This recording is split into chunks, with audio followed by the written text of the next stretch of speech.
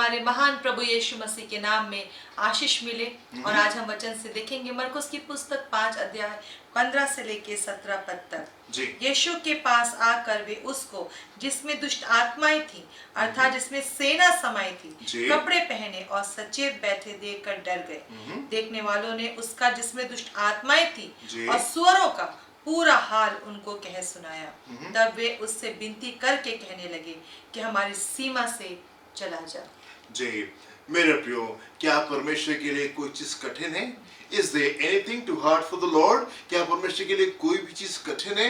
आप देखें कि यहाँ पे एक जन है जिसके अंदर सेना समाई भी थी और दुष्ट आत्मा की सेना समाये जाने की वजह से ये जन कब्रों में रहा करता था, कपड़े नहीं पहनता था, अपने आप को काटता पीटता था, यदि चेन्स में उसको बांधा जाता था तो उनको भी तोड़ देता था। एक जंगली जीवन को, एक वाइल्ड लाइफ को ये जी रहा था मेरे प्रियो, और कोई इसकी मदद नहीं कर पा रहा था। इसका परिवार, इसके दोस्त, इसके रिश्तेदार, कोई इसकी मदद नहीं कर पा रहा था। पर हम देखते हैं प्रभु यहाँ पे आते हैं और प्रभु यीशु मसीह आते ही इसके अंदर से दुष्ट आत्मा को निकाल देते हैं और ये जन बिल्कुल अपने राइट माइंड में, कपड़े पहने हुए, नहा धो करके सही हालत में प्रभु के सामने आकर के बैठ जाता है। क्या परमेश्वर के लिए कोई चीज कठिन है?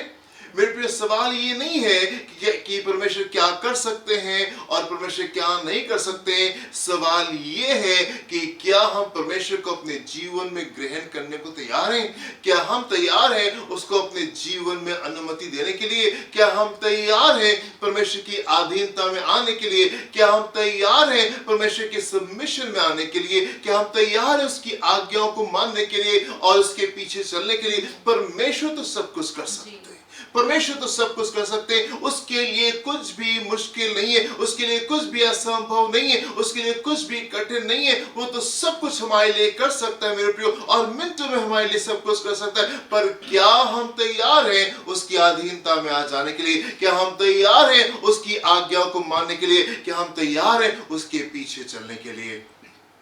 हम देखते हैं कि इन लोगों ने यीशु का इनकार किया। बड़ी भीड़ आई, पूरा शहर यीशु को देखने के लिए आया और लोगों ने कहा, यीशु हमारे बीच से चले जाइए, हमको अपने पाप ज्यादा पसंद है, हमको अपना पुराना जीवन ज्यादा पसंद है।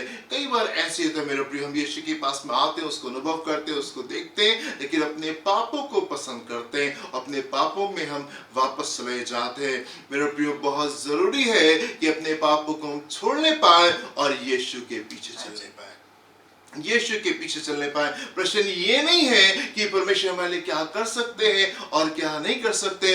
प्रश्न ये है कि क्या आप परमेश्वर की अधीनता में आने को तैयार हैं?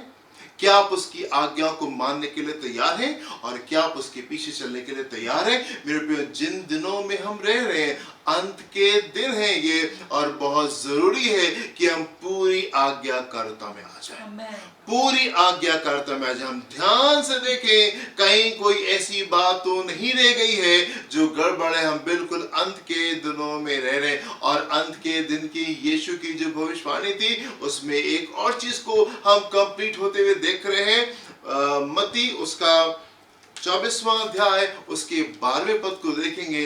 यहाँ पे क्या लिखा हुआ है? अधर्म के बढ़ने से जी बहुतों का प्रेम ठंडा पड़ जाएगा, बहुतों का प्रेम ठंडा पड़ जाएगा। हम देख रहे हैं दिनों कि बहुतों का जो प्रेम है वो ठंडा पड़ रहा है। कलीसियाएं बंद है, चर्च बिल्डिंग्स बंद है, वहां पे आके आराधना नहीं हो पा रही है और हम लोग आके वहां पे मुलाकात नहीं कर पा रहे हैं। हम देख रहे हैं लोगों की जो मोहब्बत है, लोगों का जो प्रेम है परमेश्वर के प्रति, वो ठंडा पड़ता जा रहा है, वो ठंडा पड़ता जा रहा है। परमेश्वर के वचन के अनुसार समय बहुत निकट है और बहुत जरूरी है कि हम पूरी आज्ञाकारिता में आ जाए, बहुत जरूरी है कि हम पूरी आज्ञाकारिता में आ जाएं। प्रश्न ये नहीं है कि परमेश्वर क्या कर सकते हैं, क्या नहीं कर सकते हैं। प्रश्न ये है कि क्या हम उसकी अधीनता में आने को तैयार हैं और क्या हम उसकी पूरी आज्ञाकारिता में उसके साथ में चलने के लिए तैयार हैं। प्रभु आपको आशीष दें। अपनी आंखों को बंद करेंगे, हम प्रार्थना करेंगे। हालेलुया।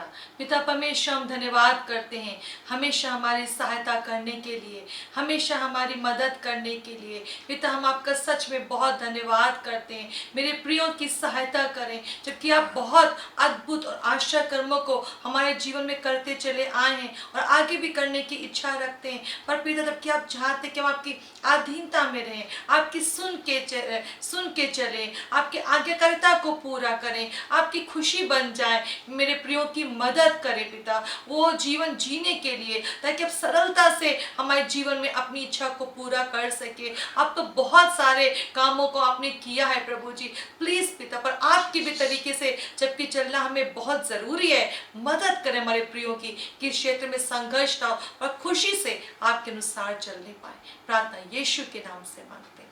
Amen, amen, amen. प्रभु आपको आशीष दे। God bless you. जय मसीह। जय मसीह की।